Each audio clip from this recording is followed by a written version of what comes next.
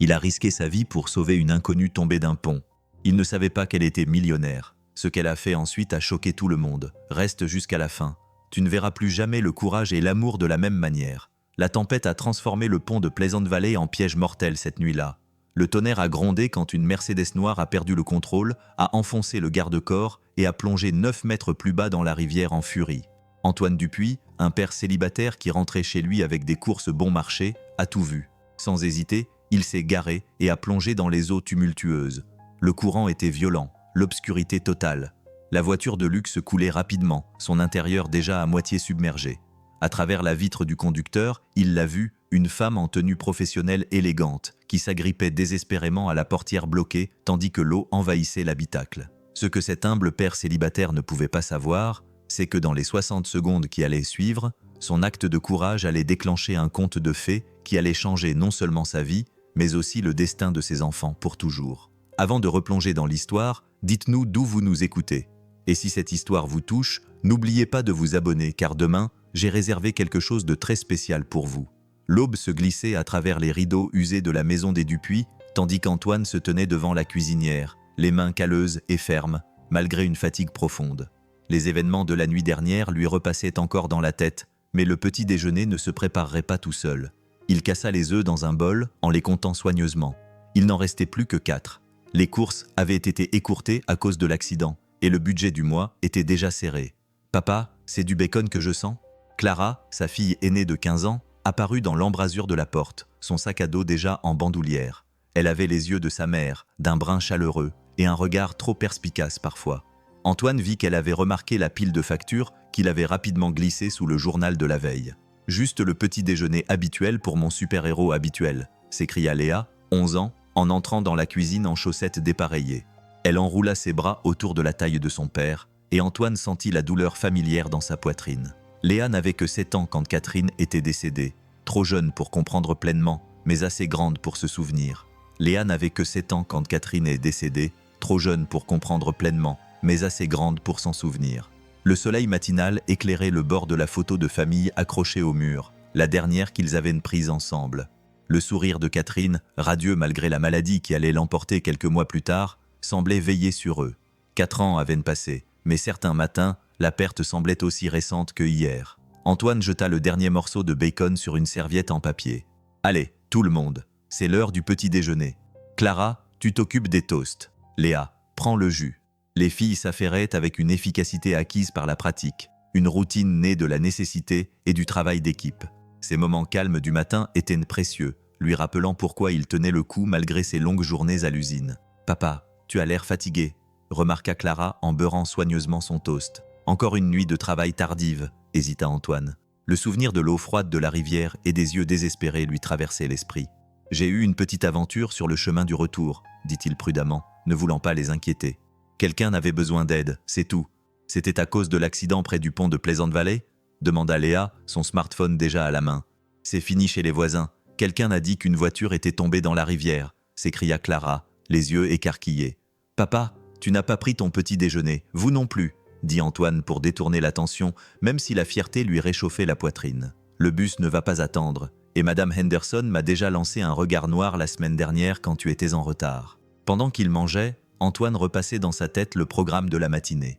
Clara avait entraînement de volley après l'école.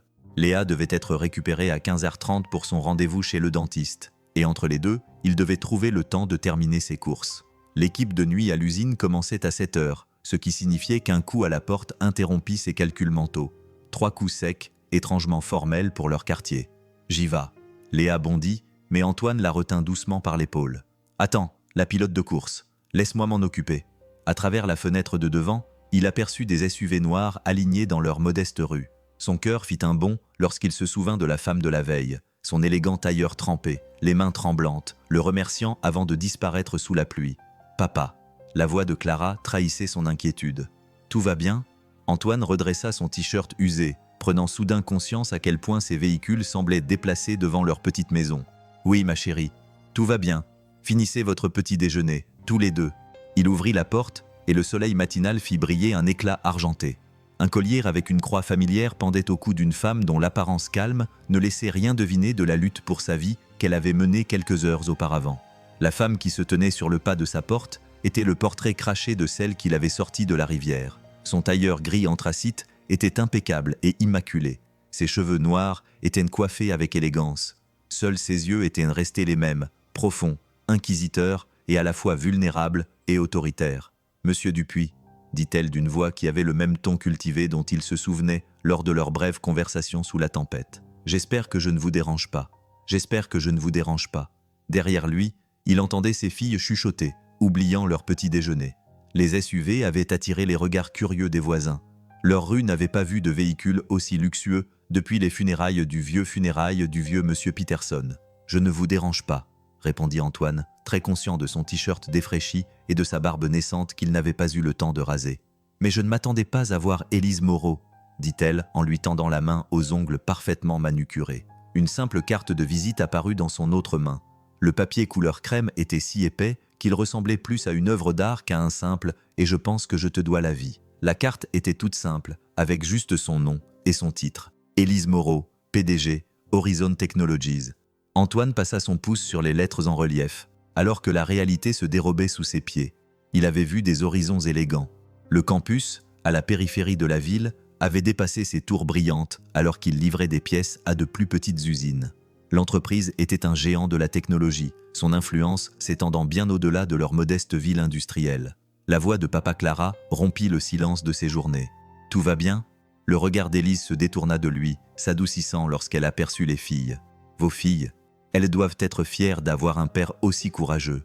Elles ne le savent pas encore, » admit Antoine à voix basse. « À propos de la nuit dernière, alors peut-être qu'on devrait y remédier. » Le sourire d'Élise était empreint d'une chaleur qui n'était pas présente dans sa salutation initiale, plus professionnelle. « Je peux entrer ?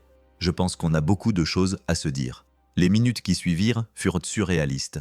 Élise Moreau, dont la fortune dépassait probablement la valeur totale de leur quartier, était assise à leur table rayée, refusant le café avec une politesse gracieuse, tandis que les filles d'Antoine la regardaient avec une fascination non dissimulée. « Ton père ?»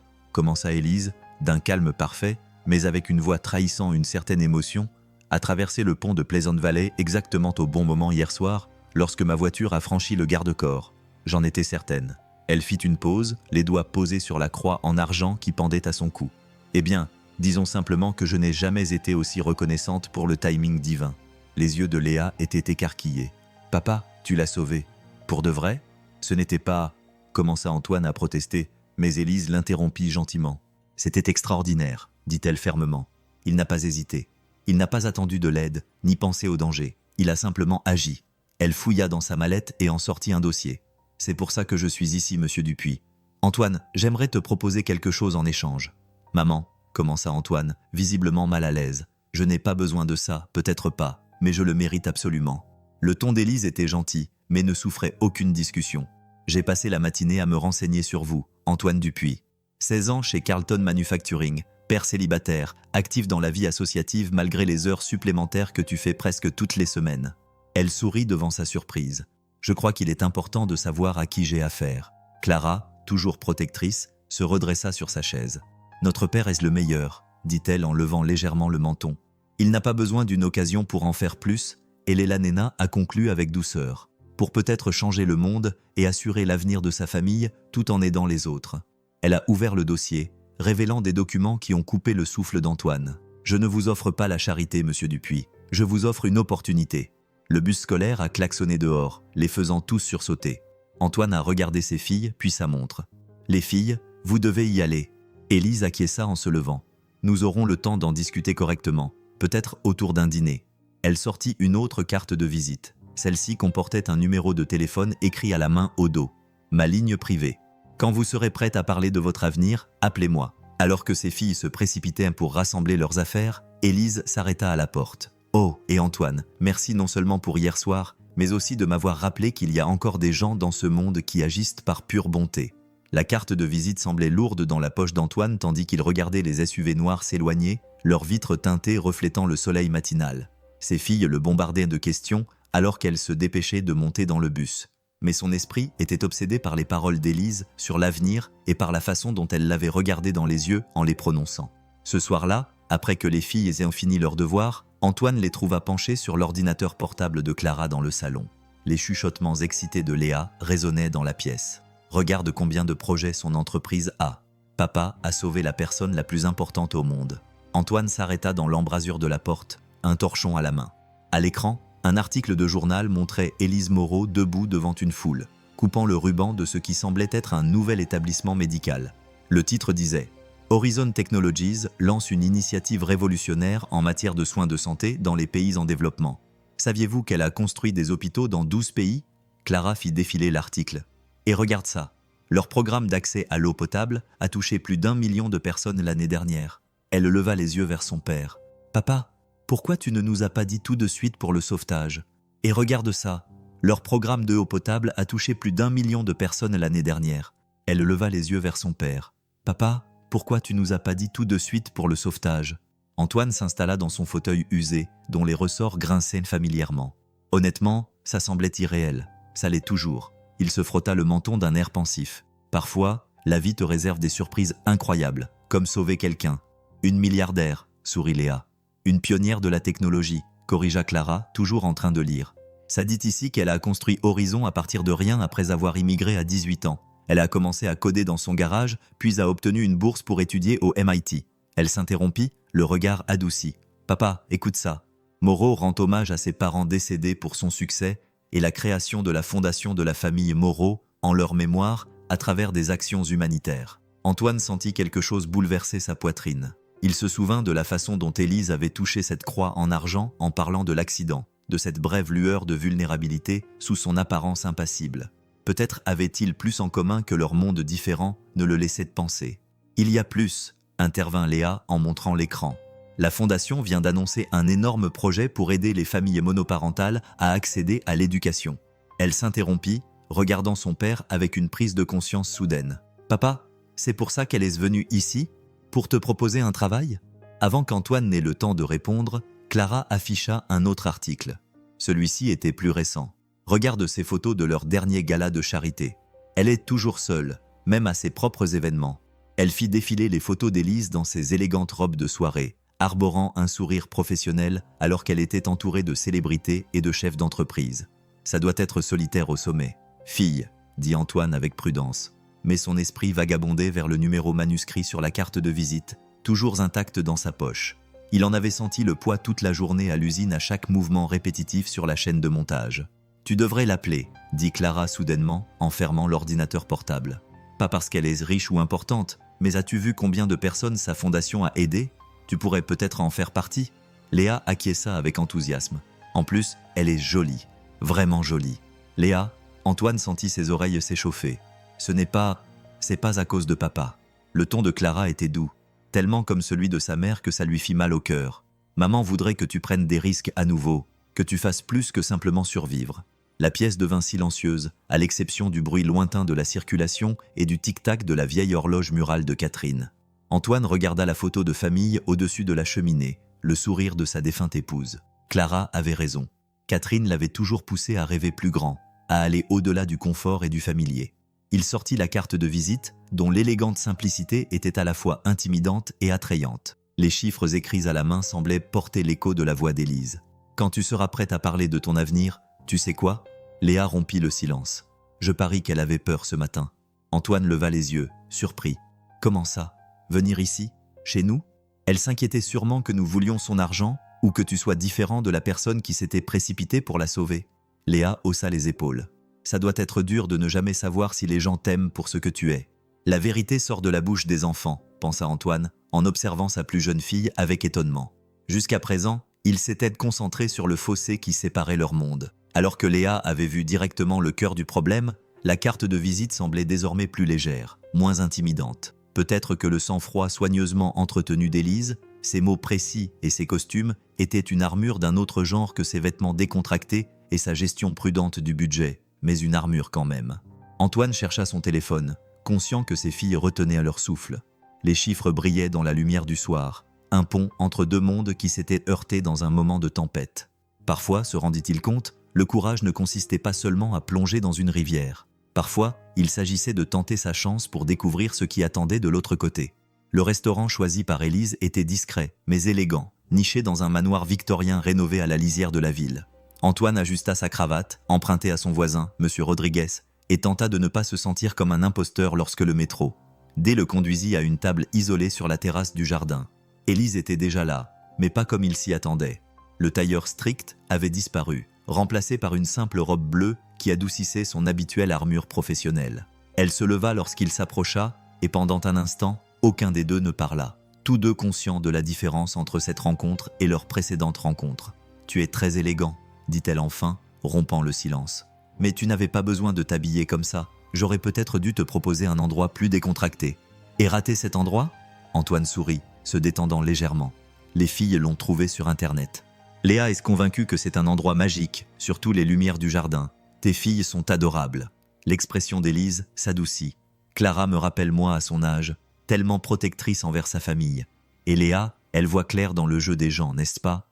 Antoine repensa à la remarque de Léa sur la peur qu'Élise avait de leur rendre visite. Elle tient ça de sa mère. Un serveur apparut avec un porte-menu en cuir que Élise accepta avec un merci discret. Mais au lieu d'un menu, il contenait un seul document à en-tête portant le logo de la Fondation Moreau. « Avant de commander, dit-elle d'un ton légèrement plus vulnérable, je veux être claire sur la raison pour laquelle je vous ai invités ici. » Elle fit glisser le dossier sur la table. « Il ne s'agit pas de rembourser une dette, Antoine. Ce que vous avez fait cette nuit-là, tu t'es jeté dans le danger sans hésiter. Ça m'a montré quelque chose que je cherchais. » Antoine ouvrit le dossier, les yeux écarquillés à la vue du titre. « Directeur des initiatives mondiales. Fondation Moreau.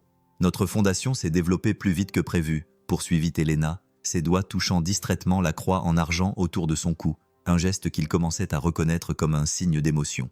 Nous avons besoin de quelqu'un qui comprend les vraies difficultés, qui agit par compassion sincère plutôt que par stratégie d'entreprise. Quelqu'un qui voit un problème et se lance pour le résoudre, littéralement dans ton cas. Le salaire fit tressaillir Antoine, mais c'est la description du poste qui retint son attention. Superviser des projets humanitaires, coordonner les secours en cas de catastrophe, mettre en œuvre des initiatives éducatives pour les communautés défavorisées. C'était tout ce dont Clara avait parlé lors de leur recherche, mais vu de l'intérieur. « Je n'ai pas les qualifications requises, dit-il doucement. Je n'ai pas de diplôme universitaire, ni d'expérience en entreprise. Vous avez exactement les qualifications dont j'ai besoin. » Élise se pencha en avant, la voix intense. « Savez-vous ce que j'ai vu dans cette rivière, Antoine? Pas seulement du courage, mais de l'instinct. Une compassion pure et sans filtre. J'ai assisté à des centaines d'entretiens avec des cadres hautement qualifiés qui parlent de mesures d'impact et de stratégies d'optimisation. Ce dont j'ai besoin, c'est de quelqu'un qui comprend profondément ce que signifie aider les gens. » Une brise tiède agita les lampadaires du jardin, projetant de douces ombres sur leur table. Dans cette douce lumière, Antoine vit au-delà personnalité de PDG d'Elela Nena et découvrit quelque chose de plus. Une femme qui portait ses propres charges, ses propres missions. Le poste comprend une aide complète à la relocalisation, poursuivit-elle, avant d'hésiter, mais tu n'auras pas à déménager loin. Il y a une belle maison près du siège de la fondation, à seulement 10 minutes de l'école des filles. J'ai pris la liberté de la faire préparer au cas où. Elela Nena, l'interrompit Antoine doucement. Pourquoi moi? Vraiment? Elle croisa son regard, et pendant un instant, le sang-froid qu'elle s'était efforcée de garder se relâcha, car quand ma voiture était en train de couler, vous n'avez pas vu Élise Moreau, la PDG. Vous avez vu quelqu'un qui avait besoin d'aide. Savez-vous à quel point c'est rare dans mon milieu? Elle sourit doucement. Et peut-être, juste peut-être, je crois que certaines choses arrivent pour une raison. L'offre d'emploi était posée entre eux, bien plus qu'un simple bout de papier. C'était un pont entre leurs mondes, une invitation à quelque chose qu'aucun d'eux n'avait encore vraiment nommé. « J'ai besoin de temps, » dit Antoine pour y réfléchir, pour en parler avec les filles. « Bien sûr, » répondit Élise en faisant signe au serveur. « Bon, on commande ? J'ai entendu dire que le plat du chef était exceptionnel ce soir. » Alors qu'ils se tournaient vers leur menu, Antoine surprit Élise en train de lui jeter des regards furtifs, son attitude professionnelle s'adoucissant chaque fois que leurs yeux se croisaient. Léa avait peut-être raison au sujet du jardin magique. Quelque chose était certainement en train de changer entre le PDG et l'ouvrière d'usine, le sauveteur et la sauvée. Deux parents célibataires qui s'étaient trouvés dans les circonstances les plus improbables. L'horloge du facteur résonnait dans le vestiaire vide, tandis qu'Antoine retirait son badge usé de sa combinaison. Une dernière fois, 16 ans de routine se condensaient dans un petit rectangle en plastique avec une photo défraîchie. Il passa son pouce sur les bords usés, se souvenant de son premier jour ici, jeune, nouvellement marié, plein de rêves simples pour subvenir aux besoins de sa famille. « Alors, c'est vrai ?» Luc, son chef d'équipe, apparut dans l'embrasure de la porte. « Tu nous quittes vraiment pour le monde chic des grandes entreprises ?» Antoine glissa son badge dans sa poche, un mélange étrange d'émotions lui serrant la poitrine. « J'ai une opportunité que je ne peux pas laisser passer, Luc, pour les filles. » Oui, la nouvelle s'était répandue. Luc croisa les bras, mais son regard était bienveillant. « Certains disent que tu as gagné au loto en sauvant cette femme PDG. D'autres parlent d'un conte de fées moderne. C'est juste un boulot, » répondit Antoine, même si tous deux savaient que c'était bien plus que ça. Une chance d'aider les gens à plus grande échelle. Bon, les gars voulaient te dire au revoir comme il se doit. Luc fit un geste vers la salle de pause où les voix et les rires se répandaient dans le couloir. Tu ne peux pas partir sans dire au revoir à ta deuxième famille, n'est-ce pas? La salle de pause était remplie de visages familiers. Des gens avec qui il avait travaillé pendant des années, avec qui il avait partagé ses déjeuners, fêté des anniversaires et pleuré des pertes. Quelqu'un avait apporté un gâteau dont le glaçage avait légèrement fondu sous la chaleur permanente du fact. Une banderole était accrochée de travers. « Félicitations pour ta promotion au rang de héros. » Le discours a interpellé Odile du service contrôle qualité. Ses yeux étaient étrangement humides. « Raconte-nous ton nouveau boulot génial. » Antoine sentit ses oreilles se boucher. « Ce n'est pas ça. Je veux dire... » Il s'éclaircit la gorge en regardant ces gens qui l'avaient soutenu pendant la maladie de Catherine, qui avaient remplacé ses quarts de travail quand les filles étaient malades, qui étaient devenus plus que de simples collègues. Cet endroit, vous tous, vous avez été là pour moi pendant tout ce temps. Quand Catherine, sa voix se brisa légèrement, quand les choses étaient les plus difficiles, vous m'avez soutenu et maintenant vous soutenez les autres, ajouta Luc doucement. C'est ce qu'a dit Pedro de la 3e équipe quand il a appris que tu allais travailler pour la fondation. Quelqu'un glissa un petit paquet dans les mains d'Antoine. À l'intérieur se trouvait une photo de groupe prise l'année dernière lors du pique-nique de l'entreprise, encadrée de signatures et de messages d'encouragement autour du bord. Sur la photo, il riait de quelque chose, entouré de ces gens qui étaient devenus sa famille. « Garde-la sur ton beau bureau tout neuf », Odile renifla. « N'oublie pas d'où tu viens. » « En parlant de beau, » sourit Luc en désignant la fenêtre, « tes voitures sont là. » Une élégante voiture noire s'était arrêtée devant l'immeuble, ses vitres teintées pour se protéger du soleil de l'après-midi. Son fils Antoine reconnut le chauffeur d'Élise, Antoine, qui se tenait debout, très professionnel, près de la portière. Le contraste entre le véhicule luxueux et l'extérieur délabré du bâtiment ne échappa à personne. « Regarde-toi », Odile s'essuya les yeux. « Notre Antoine part changer le monde. »« Je suis toujours moi-même », les rassura Antoine. Mais même lui pouvait sentir le changement s'opérer. La veille, il avait visité le siège de la fondation avec Elela Nena, vu l'ampleur de ce qu'il faisait, ce dont il allait faire partie. La façon dont elle l'avait regardé en lui montrant son futur bureau, la fierté et quelque chose de plus doux dans ses yeux. « Bien sûr que tu l'es », Luc lui tapota l'épaule. « Juste avec de meilleurs costumes. » Des rires parcoururent la pièce, brisant la tension émotionnelle. Antoine se fraya un chemin à travers la foule, acceptant les bons vœux et les taquineries gentilles au sujet de sa princesse de conte de fées. PDG. Lorsqu'il atteignit la voiture, son ancien badge était lourd de sens dans sa poche, lui rappelant où il avait été, ce qu'il avait façonné. Antoine ouvrit la portière de la voiture avec une légère révérence qui lui donna envie de rire et de rougir à la fois. « Monsieur Dupuis, Madame Moreau vous attend à la fondation pour commencer votre orientation. » Antoine se retourna pour jeter un dernier regard à l'usine et au visage pressé contre la vitre de la salle de pause. 16 années de sa vie s'achevaient non pas avec des regrets, mais avec des possibilités. Son téléphone vibra. Un texto de Clara. « Je suis fier de toi, papa. Maman le serait aussi. » Alors que la voiture s'éloignait, Antoine toucha le badge dans sa poche une dernière fois. Certaines fins étaient en réalité des débuts déguisés, et parfois, le plus grand acte de courage n'était pas de sauter dans une rivière. C'était de quitter le rivage familier pour voir ce qui l'attendait en aval.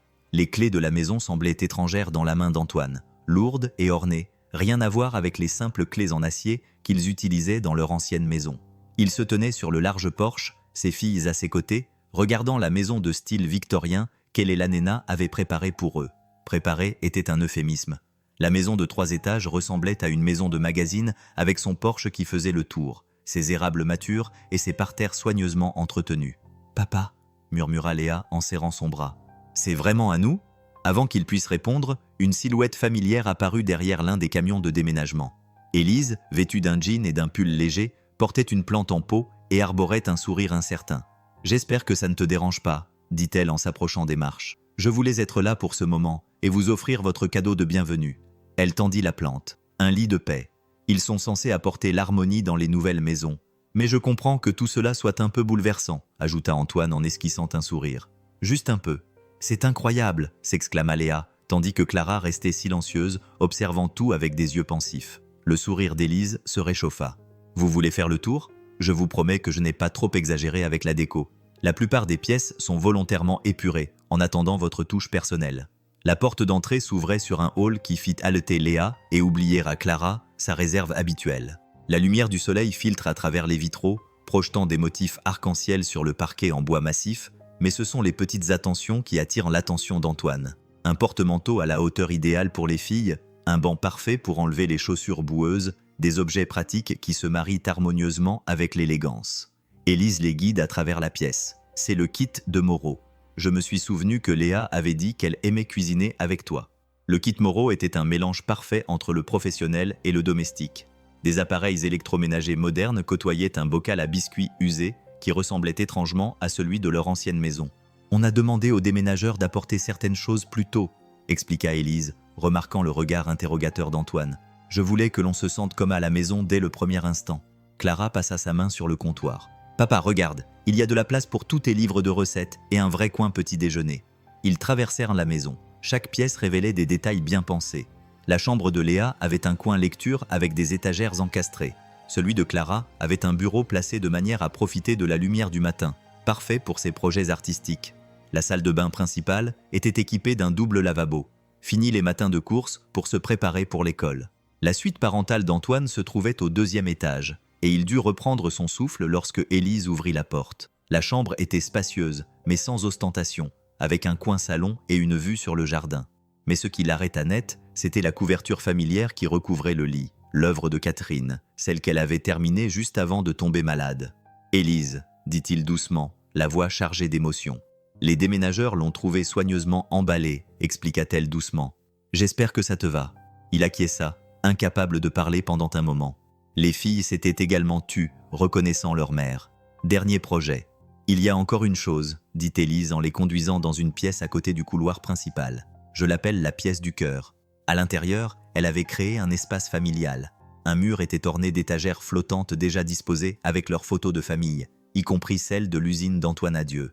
La présence de Catherine était également honorée ici, non pas cachée, mais intégrée naturellement dans l'histoire de leur vie. « Vous pouvez tout changer », ajouta rapidement Élise. « Je trouve juste que c'est parfait », dit Clara soudainement, surprenant tout le monde. Elle se tourna vers Élise, les yeux brillants. « Vous ne nous avez pas seulement donné une maison, tu nous as donné un foyer. » Léa acquiesça avec enthousiasme. « Et regarde papa, il y a de la place pour de nouvelles photos aussi. » Antoine surprit le regard d'Élise posé sur lui.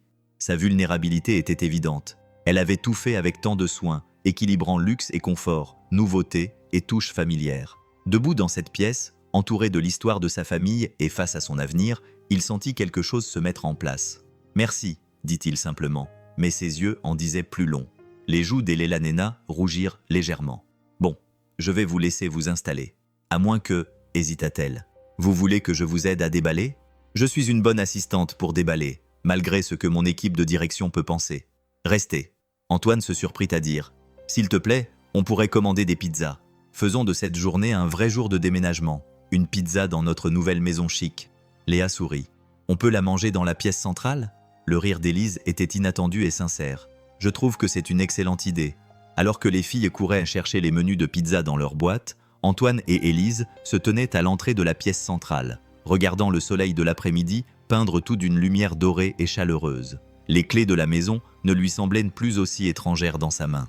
Parfois, il se rendait compte qu'une clé était plus qu'un simple moyen d'ouvrir des portes. C'était une invitation à ouvrir son cœur à de nouvelles possibilités. Antoine fixait le dossier de projet sur son bureau, dont le contenu était étalé devant lui comme un puzzle auquel il manquait la moitié des pièces. 3 semaines après avoir commencé son nouveau boulot, il avait l'impression que la courbe d'apprentissage était plus raide que jamais. Prévision budgétaire, analyse des parties prenantes, mesure d'impact. Le jargon de l'entreprise lui semblait encore étranger, même si la mission sous-jacente résonnait dans son cœur. Un léger coup à la porte attira son attention. Élise se tenait dans l'embrasure de la porte de son bureau, 2 tasses de café à la main. « Ça fait 1 heure que tu fronces les sourcils devant ces papiers », dit-elle en posant une tasse à côté de lui. « J'ai pensé que tu aurais peut-être besoin de ça. » Le café venait du petit chariot à l'extérieur, pas du salon réservé aux cadres, et était préparé exactement comme il avait dit l'apprécier lors de leur première semaine. Cette petite attention ne lui échappa pas. « Est-ce que si évident que j'ai du mal ?» dit-il en montrant les documents éparpillés concernant leur dernière initiative humanitaire, une série de cliniques médicales dans des communautés défavorisées. En fait, répondit Élise en s'installant dans le fauteuil en face de lui. Je venais de relire tes notes sur le projet de clinique et tes idées concernant l'emplacement des installations à proximité des transports en commun. C'est exactement le genre de réflexion pratique qui nous manquait. Antoine prit l'un des documents, une proposition officielle sur laquelle il avait travaillé toute la matinée. Peut-être, mais j'ai toujours l'impression de parler une autre langue parfois. Hier, quelqu'un m'a interrogé sur nos indicateurs clés de performance pour le 4e trimestre, et j'ai dû faire semblant que mon téléphone sonnait. Élise éclata d'un rire chaleureux et sincère. Les indicateurs clés de performance pour le 4e trimestre, traduisit-elle. Et crois-moi, la plupart des gens qui utilisent des acronymes ne comprennent pas la moitié de ce qu'ils disent. Ils aiment juste avoir l'air important. Elle se pencha en avant, l'expression sérieuse. Tu te souviens de ce que tu as dit hier lors de la réunion de planification à propos du fait que nous devrions embaucher des membres de la communauté locale pour travailler dans les cliniques? C'était une mauvaise idée?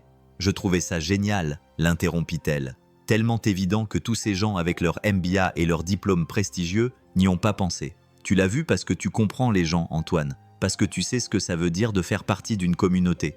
Il sentit une chaleur envahir sa poitrine, qui n'avait rien à voir avec le café.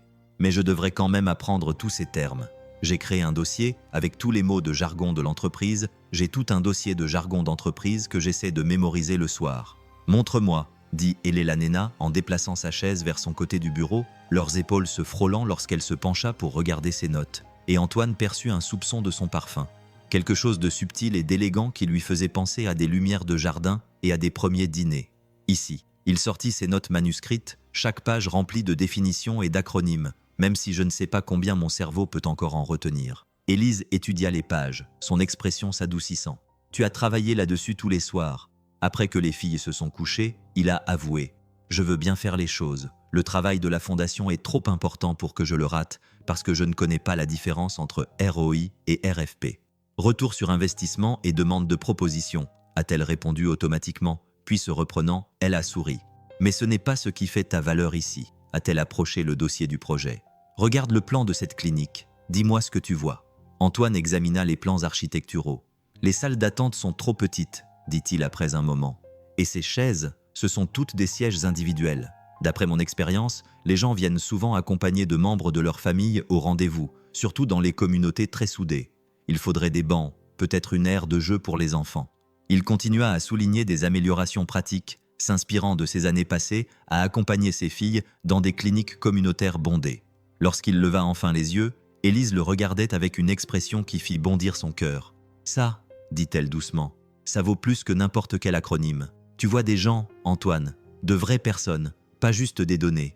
Leurs yeux se sont attardés un instant de trop pour que ce soit purement professionnel. » Élise s'éclaircit la gorge et se leva en lissant sa jupe. « J'ai une réunion du conseil d'administration dans 10 minutes. » Mais elle hésita. « Les filles ont dit que vous cuisiniez tous ensemble le jeudi soir. Ça te dérangerait si je ramenais un plat à emporter et que je me joignais à vous ce soir? On pourrait discuter des propositions pour la clinique dans une ambiance plus détendue. » Antoine repensa au regard complice de sa fille et aux allusions pas si subtiles de Léa pour qu'Elena vienne plus souvent. « On aime bien cette idée, dit-il. Mais attention, Léa va sûrement essayer de te faire goûter sa dernière expérience culinaire. J'ai hâte d'y être. » Le sourire d'Elena était empreint d'une chaleur qui n'avait rien à voir avec les propositions commerciales. À la porte, elle s'arrêta. « Et Antoine, continue à nous faire part de tes idées pratiques. C'est exactement ce dont cet endroit a besoin. » Après son départ, Antoine baissa les yeux sur ses notes concernant la terminologie d'entreprise. Les mots lui semblaient encore étrangers, mais d'une certaine manière moins intimidants. Peut-être que réussir ici ne consistait pas à apprendre une nouvelle langue, mais à traduire ce qu'il savait déjà en quelque chose qui pourrait aider plus de gens. Il rapprocha la proposition pour la clinique, prit son stylo et commença à écrire avec son cœur. Tech, le gardien des milliardaires. L'incroyable histoire derrière le sauvetage miraculeux d'Élise Moreau. Le titre criait sur l'écran de la tablette d'Antoine, accompagné d'une image granuleuse prise par une caméra de sécurité du pont de Pleasant Valley. Quelqu'un avait divulgué la vidéo montrant son camion garé n'importe comment, sa silhouette plongeant dans les eaux agitées. « Papa !» Clara fit irruption dans son bureau, son propre téléphone serré dans sa main. « C'est partout. TikTok, Instagram, même aux infos du matin. » Elle lui tendit son téléphone, lui montrant une compilation de vidéos virales. Les images du sauvetage, des photos d'Élise lors d'événements d'entreprise, des clichés de leur maison pris par des journalistes en voiture. Son propre téléphone vibrait sans arrêt, d'anciens amis, des parents éloignés, des demandes des médias. Même Luc, de l'usine, lui avait envoyé un SMS. Devine ce qui s'est passé, héros. Le téléphone fixe sonna, leur numéro non répertorié ayant été découvert d'une manière ou d'une autre. Léa apparut dans l'embrasure de la porte, l'angoisse se lisant clairement sur son visage. Il y a des gens avec des caméras dehors. Avant qu'Antoine n'ait le temps de répondre, un SUV noir élégant s'engagea dans leur allée, provoquant une bousculade parmi les photographes rassemblés. Élise sortit, sa grâce habituelle intacte malgré le chaos. Antoine s'interposa avec un parapluie pour protéger sa femme des flashs des appareils photo.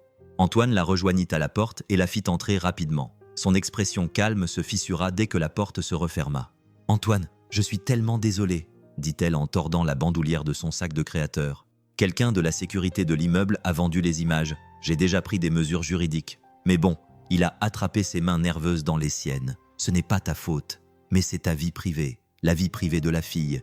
Elle avait l'air bouleversée. J'aurais dû prévoir ça. J'aurais dû mettre en place de meilleures mesures de sécurité.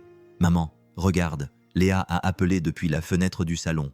Il y a encore des caméras. » Elela Nena sursauta en entendant le mot « maman », mais Antoine remarqua que sa fille n'avait même pas réalisé son laps de langage. Ses dîners du jeudi étaient devenus si naturels au cours des dernières semaines. Élise s'était intégrée dans le rythme familial comme si elle avait toujours été là. « Il faut prendre les devants », dit Élise. Son masque professionnel reprit sa place. Mais Antoine vit l'inquiétude qui se cachait derrière. Pas pour sa réputation, mais pour eux. « En fait, » dit Clara, tablette à la main, « les gens adorent ça. Regardez ces commentaires. » Ils se rassemblèrent autour d'elle tandis qu'elle faisait défiler les réactions sur les réseaux sociaux.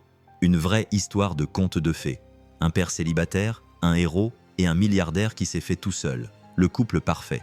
Enfin, un PDG qui valorise le caractère plutôt que le statut social.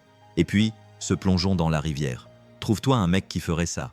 Ils disent que c'est l'histoire moderne de Cendrillon, continua Clara. Sauf que les gens comme ça, tu ne les changes pas, Élise. Ce que tu apprécies, c'est ce qu'il est déjà. Élise retint son souffle de manière audible. Antoine sentit sa main se glisser dans la sienne, cherchant un point d'ancrage. Elle dit néanmoins « Tu ne devrais pas avoir à faire face à toute cette exposition médiatique. Je peux faire venir des agents de sécurité ici dans l'heure qui suit. Organise un transport privé pour les filles. Ou, Antoine lui serra la main, on pourrait commander des pizzas et regarder un film. Montre-leur qu'il n'y a pas d'histoire ici, juste des gens qui vivent de leur vie pendant qu'ils sont tous dehors à prendre des photos. Laisse-les faire, dit Léa en haussant les épaules, tout en cherchant le menu de la pizzeria, leur tradition du jeudi. Ils finiront par s'ennuyer. Et de toute façon, on ne peut pas les laisser gâcher notre soirée pizza. Elela Nena regarda leurs visages inquiets. Sa formation en gestion de crise dans l'entreprise se heurtait à la simple sagesse de la vie de famille. Tu n'es vraiment pas fâché d'avoir à admettre que je connais la femme la plus extraordinaire du monde de la technologie. Antoine sourit. Je pense que je survivrai. Un flash d'appareil photo éclata à l'extérieur. Mais à l'intérieur de leur maison, leur sanctuaire, cela semblait loin et sans importance. Élise se détendit lentement, expirant bruyamment. Je suppose que je devrais rester, dit-elle, un sourire aux lèvres. Pour des raisons de sécurité, bien sûr.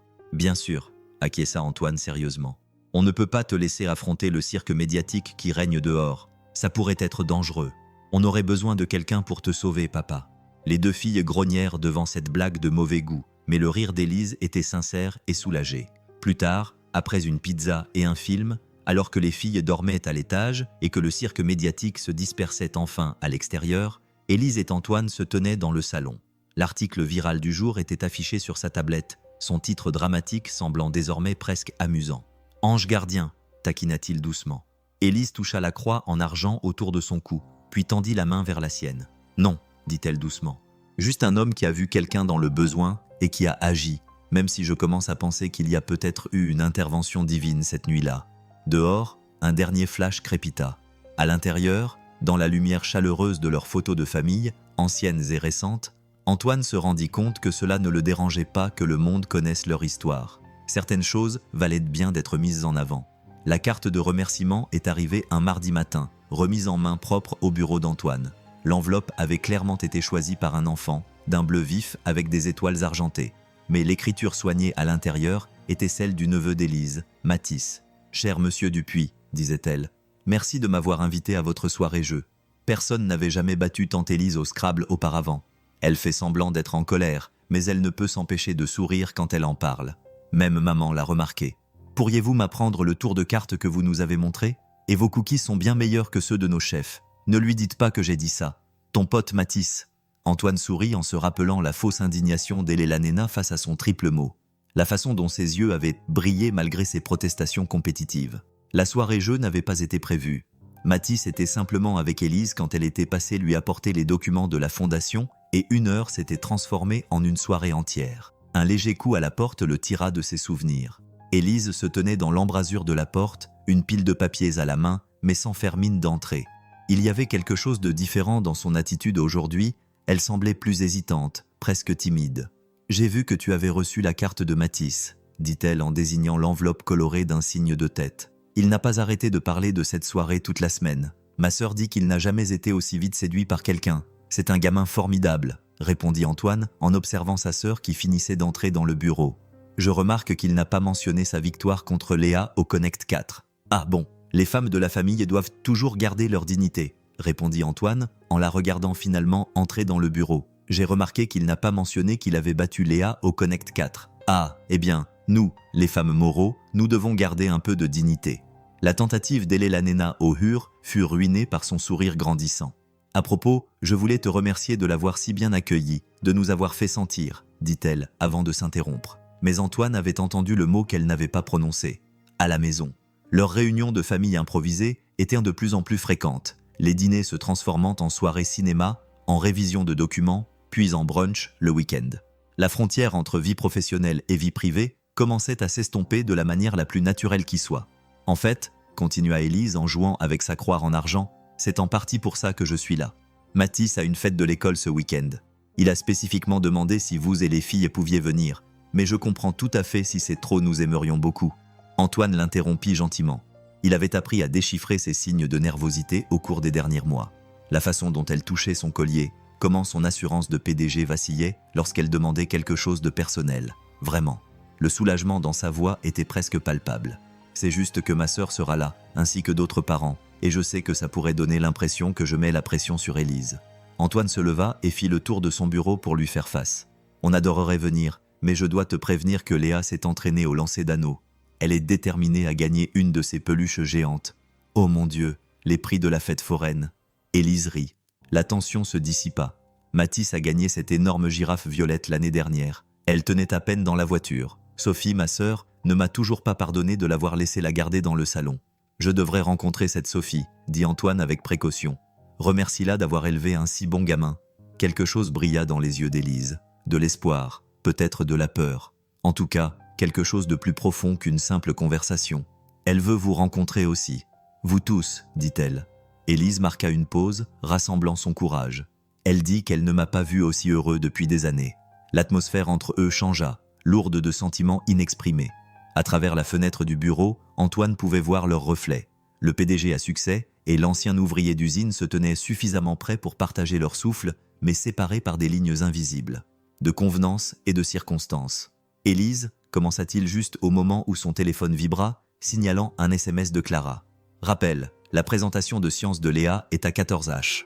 Le moment hésita, puis s'installa dans quelque chose de chaleureux mais de sûr. Élise reculait.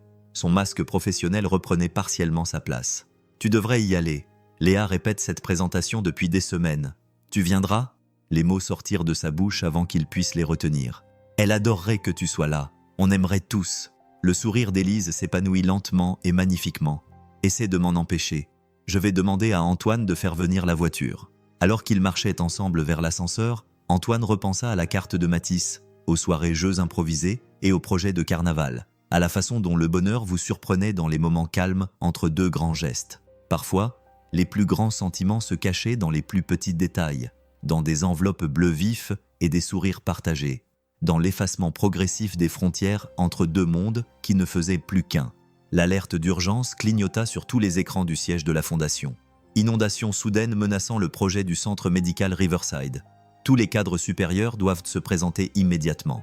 Antoine était déjà en train de se lever, sa veste à la main, quand Élise fit irruption dans son bureau. Son apparence habituellement calme montrait des signes de tension. Ses cheveux étaient légèrement ébouriffés. Elle serrait trop fort sa tablette. « La clinique », dit-elle d'une voix tendue. « Celle que nous venons de terminer à River Valley. Les digues cèdent. J'ai vu l'alerte. C'est grave, très grave. » Elle afficha des images satellites sur l'écran mural. 3 mois de pluie en 36 heures. les rivières montent rapidement. Et la clinique se trouve juste sur le passage des eaux. On a 60 minutes, peut-être moins, avant de perdre tout ce qu'on a construit, conclut Antoine. La clinique avait été son premier grand projet. La concevoir, la doter en personnel, la voir devenir un symbole d'espoir pour une communauté qui avait trop longtemps été privée de soins médicaux adéquats. Combien de patients ? 43, dont 6 dans le service temporaire. Les doigts d'Élise volaient sur sa tablette. J'ai des hélicoptères en attente, mais la zone d'atterrissage la plus proche est compromise. Le conseil d'administration insiste pour évacuer uniquement le personnel. Limiter les pertes en matériel. Non. Le mot fut prononcé d'un ton ferme et décisif. Élise releva brusquement la tête en entendant le ton de sa voix. On n'abandonnera pas ces patients. Affiche les cartes topographiques de la zone et appelle Luc, de mon ancienne usine. Luc ? Mais pourquoi le ferait-il ? Parce qu'avant de superviser les chaînes de montage, il conduisait des engins lourds dans les zones inondables. Et je parie qu'il connaît toutes les routes secondaires de cette vallée. Élise comprit soudain. Elle lui tendit son téléphone, qui était déjà en train de composer le numéro. Les 45 minutes qui suivirent furent un tourbillon d'activités. La connaissance qu'avait Luc des anciennes routes forestières s'avéra inestimable. Antoine coordonna les secours locaux et dirigea les ressources avec le même instinct qu'il avait poussé à se jeter dans une rivière pour sauver Élise quelques mois plus tôt. Les excavatrices peuvent consolider cette section, indiqua-t-il sur la carte, entourée désormais par le personnel de fondation et les premiers intervenants connectés par vidéo. Créer une barrière temporaire pendant que nous évacuons, mais nous aurons besoin de... Élise l'interrompit, suivant son rythme. J'ai 3 équipes de construction en route, mais Antoine, hésita-t-elle. Quelqu'un doit rester sur place pour coordonner les opérations. Il cherchait déjà ses clés.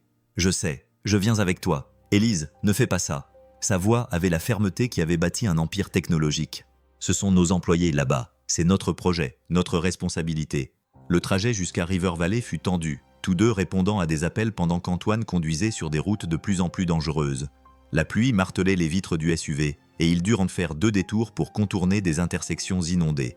À 5 minutes de là, signala Antoine.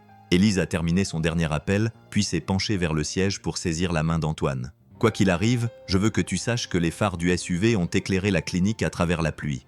La situation était encore pire que ce que le rapport laissait entendre. L'eau poussait contre les barrières assemblées à la hâte, et la rivière voisine rugissait avec une puissance effrayante. Mais la scène n'était pas paniquée. Sous la direction de Luc, les excavatrices étaient déjà en position. Des bénévoles locaux remplissaient des sacs de sable aux côtés du personnel de la fondation. À l'intérieur de la clinique, visible à travers les fenêtres éclairées, les équipes médicales préparaient calmement les patients pour leur transport. « Regarde-les » soupira Élise. « Ils ne courent pas, ils se battent pour ça, parce qu'ils savent que ça vaut la peine de se battre. » Antoine la serra dans ses bras une fois de plus avant de la lâcher. Prête ? Les 3 heures qui suivirent mirent à l'épreuve toutes les compétences qu'Antoine avait acquises à l'usine et à la fondation. Il coordonna les équipes, dirigea les ressources et aida à transporter les patients vers les véhicules qui attendaient. Élise travailla à ses côtés, ses vêtements de créateur trempés, n'hésitant jamais à soulever, porter ou tenir la main de quelqu'un. Quand le dernier patient fut évacué sain et sauf, quand les barrières temporaires tinrent juste assez longtemps, quand Léo commença enfin à se retirer, ce n'est qu'alors qu'ils s'arrêtèrent pour respirer. Ils se tenaient dans le hall principal de la clinique. La pluie ruisselait sur leurs vêtements et ils évaluaient les dégâts. L'eau avait envahi les parties basses du bâtiment, mais le cœur de celui-ci était solide. Le matériel avait été sauvé, les dossiers mis en sécurité et surtout, tout le monde était sain et sauf. La direction va avoir son mot à dire, finit par dire Élise en secouant ses cheveux à propos du coût de l'opération par rapport à la valeur du matériel. Et je vais leur dire d'aller se mettre leurs feuilles de calcul là où je pense. Elle se tourna vers lui. Tu as réussi, Antoine. Quand tout le monde disait de limiter les pertes, quand la décision la plus judicieuse était de partir, tu nous as montré ce qu'était le vrai leadership.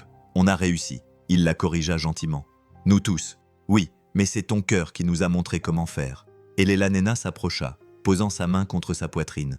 Ton cœur impossible, incroyable, qui se jette dans les rivières et refuse d'abandonner les gens, et qui me donne l'impression que tout est possible. L'air entre eux crépitait de plus que l'électricité de l'orage qui les entourait.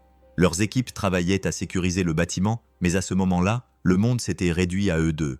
Debout dans le sillage de la crise, les barrières enfin balayées, le journal intime d'Élise était ouvert sur son bureau. Son écriture habituellement précise était éparpillée sur la page en boucles émotionnelles. Comment écrire sur le moment où tout change, quand l'homme dont tu es tombée amoureuse prouve une fois de plus que son cœur est exactement aussi grand que tu le pensais.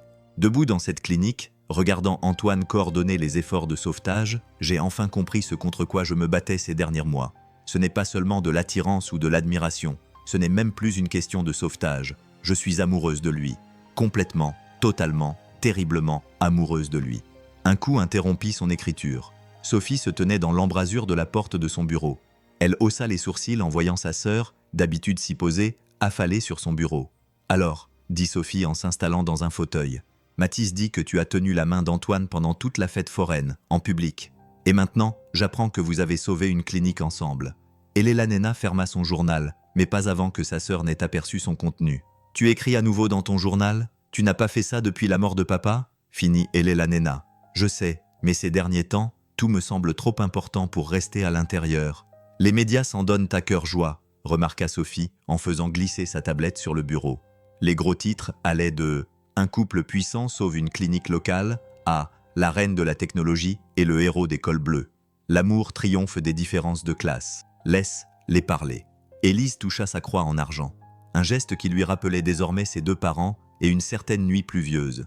Le conseil d'administration s'inquiète davantage de l'impact de mon investissement émotionnel sur les décisions commerciales.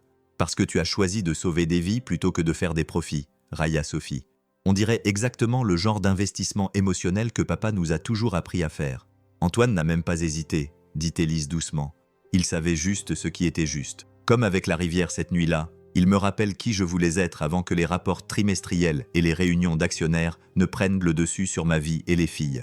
Mathis n'arrête pas de parler d'eux. Un sourire se dessina sur les lèvres d'Élise. Clara ressemble tellement à sa mère. Antoine m'a montré des photos. Elle a cette force tranquille, cette façon de vous voir à l'intérieur. Et Léa, elle a ri. Léa prévoit déjà de faire un stage dans la division technologique d'Horizon. Elle dit qu'elle va concevoir de meilleurs systèmes d'alerte d'urgence. Tu es rayonnante, a observé Sophie. Je ne t'ai jamais vue comme ça. Enfin, jamais. J'ai peur, a admis Élise. Et si je me précipite ?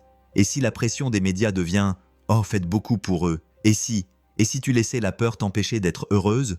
Sophie tendit le bras par-dessus le bureau et serra la main de sa sœur. Élise, cet homme a plongé dans une rivière pour sauver un inconnu. Il a aidé à mettre en place un projet qui change des vies. Il te fait rire. Ses filles t'adorent. Et d'après ce que Mathis m'a dit, il gère même tes crises de Scrabble avec élégance. Je ne fais pas de crise de colère au Scrabble. Le fait est que, continua Sophie, ignorant la protestation, il est peut-être temps d'arrêter d'analyser et de commencer à vivre. Papa disait toujours que les meilleurs investissements sont ceux qui font un peu peur. Le téléphone d'Élise vibra. Un SMS d'Antoine. Les filles veulent savoir si tu es libre pour dîner. Léa essaie de faire du sul. Pas de pression, mais on aura peut-être besoin d'une main-d'œuvre. Sophie a vu l'expression de sa sœur. Vas-y, a-t-elle dit simplement. Et Elena, ce journal que j'ai aperçu, dis-lui ce que tu as écrit. Il y a des choses qui ne doivent pas rester sur le papier. Plus tard dans la soirée, alors qu'Élise se rendait chez les Dupuis, elle a traversé le pont de Pleasant Valley. La glissière réparée brillait dans ses phares. Plus rien ne montrait l'accident qui avait tout changé, mais elle savait que les changements ne s'arrêtaient pas à un simple moment.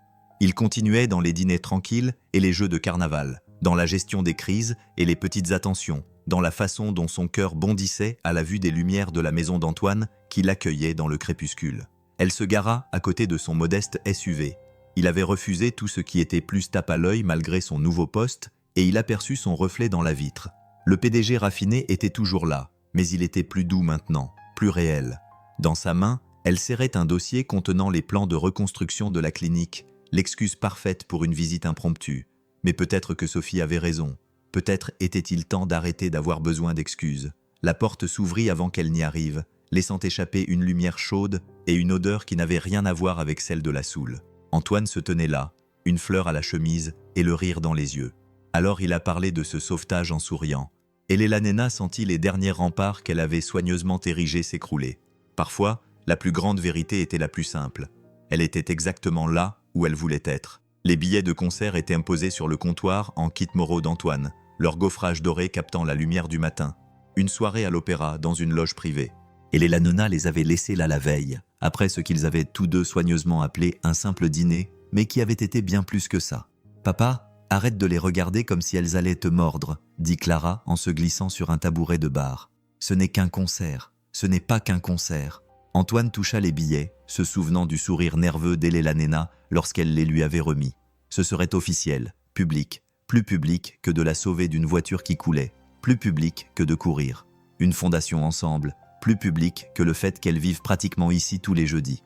Clara haussa les sourcils dans un défi parfait d'adolescente. « Elle t'a eu là, papa », intervint Léa, apparaissant avec sa tablette. D'ailleurs, Élise l'a déjà dit à Mathis, qui l'a dit à ses amis, qui l'ont dit à leurs parents.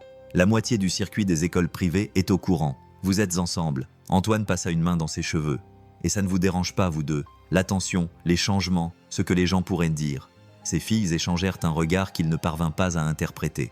Puis Clara sortit son téléphone et afficha une photo prise lors de la soirée jeu de la semaine dernière. On y voyait Elela Nena apprendre à Léa un tour de cartes compliqué, toutes deux riant, tandis que Mathis les regardait avec émerveillement. La joie qui se dégageait de l'image était palpable, spontanée. « C'est vrai, papa », dit Clara doucement. « Rien ne doit changer. Tout a déjà changé pour le mieux. » La sonnette retentit avant qu'il ait le temps de répondre. Léa se précipita pour ouvrir en criant « C'est Élise !» et elle porte sa tenue quand elle est nerveuse pour quelque chose. Antoine reconnut la simple robe bleue dès qu'Élise entra dans le kit Moreau, celle qu'elle portait lors de leur premier dîner ensemble. Elle la portait quand elle voulait être Élise, pas la PDG Moreau. Aujourd'hui, elle l'avait assortie à la Silver Cross et à une expression légèrement terrifiée. « Je sais que les billets sont peut-être trop chers », commença-t-elle avant que quiconque puisse parler. « Les symphonies donnent ce concert spécial, et je me suis dit que si tu n'étais pas à l'aise dans un endroit aussi public, on pourrait… » Élise, l'interrompit Antoine doucement. « Respire, dit-il en inspirant Bougili, puis elle sembla remarquer la présence de la fille et leur sourire complice. « Oh bonjour, je ne voulais pas interrompre le petit déjeuner. »« Tu ne nous interromps pas, » dit Léa joyeusement. Papa était juste un peu paniqué à propos des billets, lui aussi. « Vous êtes ridicules tous les deux d'ailleurs. »« Léa !» protesta Antoine, mais le rire d'Élise brisa la tension. « Elle n'a pas tort, » admit Élise en s'avançant dans le kit Moreau, dans leur espace, où elle semblait désormais si à sa place. Sophie m'a convaincu de ne pas envisager 3 scénarios catastrophes différents ce matin. Seulement 3 taquina Clara. Tu te relâches. Les plaisanteries faciles, la façon dont ces filles incluaient Elela Nena dans leur taquinerie gentille, apaisèrent quelque chose dans le cœur d'Antoine. Il ne s'agissait pas d'un concert chic ou de déclaration publique. Il s'agissait de reconnaître ce qui s'était déjà développé entre eux, aussi naturel que respiré. « J'adorerais aller à la symphonie avec toi », dit-il simplement. Le sourire d'Élise s'épanouit lentement et magnifiquement. « Oui, oui. » Il s'approcha, conscient que ses filles essayaient en vain de cacher leur joie. « Je dois te prévenir, mes connaissances musicales se limitent à ce qui passe dans l'usine. Heureusement, tu auras un guide expert. » Ses yeux brillèrent de soulagement et de quelque chose de plus chaleureux. « Je te promets de t'expliquer tous les termes compliqués comme tu l'as fait avec le jargon de l'entreprise. » « Exactement. » Mais cette fois, elle jeta un coup d'œil aux filles, puis revint vers lui. « Cette fois, j'espérais qu'on pourrait appeler ça comme ça. »« Et c'est quoi ?» demanda Antoine doucement. « Un rendez-vous ?» La voix d'Élise était calme, mais assurée. « Un vrai rendez-vous. En public avec quelqu'un dont je suis en train de tomber amoureuse. » Le kit Moreau se fit silencieux. Même Léa cessa de sautiller. Antoine sentit le poids du moment. Pas lourd mais profond, comme s'il se tenait sur le pont cette nuit-là, sachant que tout allait changer au prochain pas. « Bon, » dit-il enfin, la voix ravalant son émotion. « Ça tombe bien, parce que je suis en train de tomber amoureux de toi aussi, Léa. » Un cri brisa le silence. « Enfin, Clara, tu me dois 5 $. J'avais dit qu'il l'admettrait avant le concert. »« Tu as parié sur nous ?» demanda Élise en riant tout en essuyant ses yeux étrangement humides. « Toute la fondation a probablement fait un pari, » admit Clara. « Mais je crois que Madame Rodriguez, de la comptabilité, avait misé sur la fête de Noël. » Antoine attrapa Élise et la serra contre lui, émerveillé par la naturelle de ce geste, par le fait d'être enlacé par elle. « Tant pis pour la discrétion. Je crois que le train est déjà parti entre le sauvetage dans la rivière et l'inondation, » murmura Élise contre son épaule. Puis, plus fort, « Les filles, ça vous dit de m'aider à choisir une robe pour samedi ? Il paraît que j'ai un rendez-vous plutôt important. » Leurs réponses enthousiastes remplirent le kit Moreau de projets et de possibilités. Les billets de concert étaient toujours sur le comptoir, mais ils ne semblaient plus intimidants. Au contraire, ils semblaient être ce qu'ils étaient, une étape de plus sur le chemin qu'ils avaient parcouru ensemble depuis le début. Le vieux livre de recettes était ouvert sur le comptoir du kit Moreau, ses pages tachées par des générations d'utilisation affectueuse.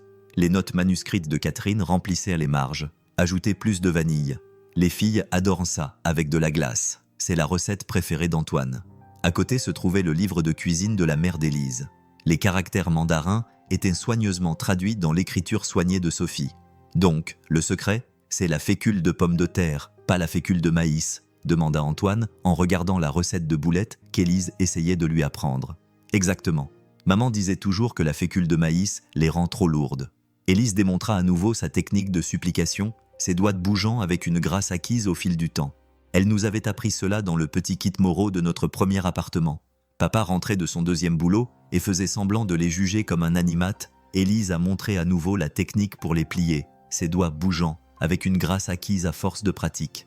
Elle nous a appris, à Sophie et moi, dans ce petit kit Moreau, dans notre premier appart. Papa rentrait de son deuxième boulot et faisait semblant de les juger comme un présentateur d'émissions culinaires. Dans le salon, Sophie et Clara apprenaient à Mathis et Léa à jouer correctement au mahjong, leur rire se mêlant au cliquetis des tuiles. La scène était si parfaitement domestique qu'elle fit battre le cœur d'Antoine de la meilleure façon qui soit. « Tes boulettes se défont », remarqua Élise en essayant de cacher son sourire. « C'est parce que quelqu'un me distrait. » Il lui donna un petit coup de hanche.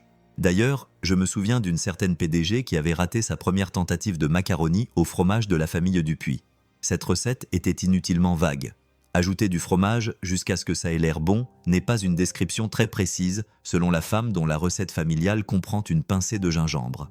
Leur chamaillerie enjouée fut interrompue par le cri triomphant de Léa venant de l'autre pièce. « J'ai gagné. Tante Sophie, j'ai gagné. » L'utilisation désinvolte du mot « tante » fit s'immobiliser les mains d'Élise sur les raviolis qu'elle était en train de plier. Antoine observa les émotions qui se lisaient sur son visage. De la joie, de l'émerveillement, peut-être une pointe de peur. « Hé !» dit-il doucement en époussetant la farine de ses mains pour toucher sa joue. « Ça va ?»« Plus que ça », répondit-elle en se penchant vers lui. « C'est juste que je n'avais pas entendu ce mot depuis la mort de mes parents. Sophie et moi n'avons jamais eu d'autre famille. Et maintenant, tout d'un coup, tu as deux adolescentes qui t'appellent tante, un neveu qui te considère comme la personne la plus importante au monde et un petit ami qui est incapable de plier des raviolis. » Malgré sa technique approximative, elle lui sourit. « C'est plutôt parfait. » Clara apparut dans l'embrasure de la porte de la cuisine, Mathis derrière elle. Ça sent super bon. En plus, Léa devient étrangement douée au mahjong. Je crois qu'elle compte les tuiles. C'est pas comme si tu comptais les cartes lors de la soirée jeu en famille, rétorqua Mathis. Mais son sourire effaça toute trace d'ironie dans ses paroles. En parlant de compter, Sophie appela depuis le salon. Ces raviolis prennent une éternité, et certains d'entre nous meurent de faim.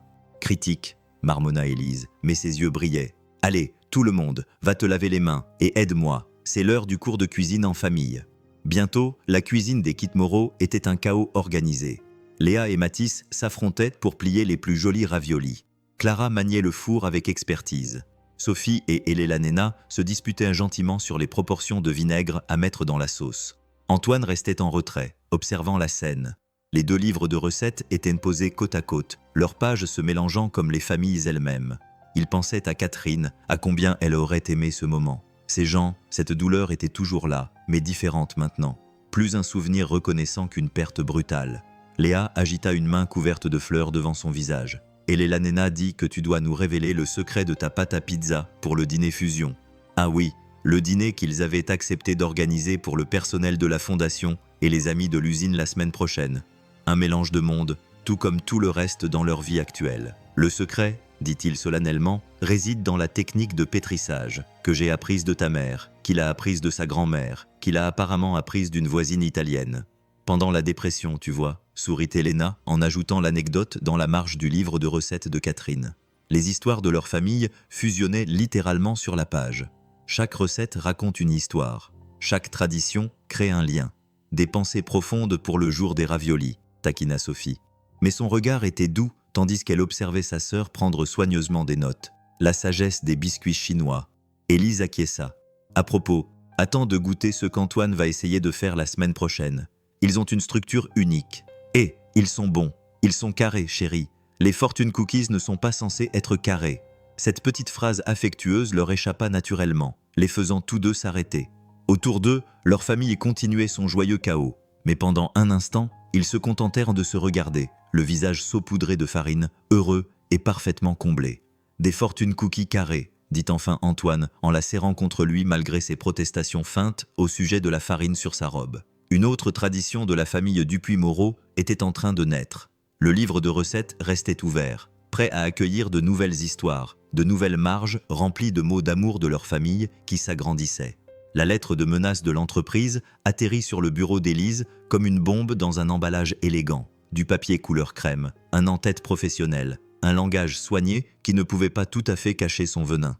Le conseil d'administration s'inquiète de l'implication personnelle croissante entre le PDG d'Horizon et une employée de la fondation.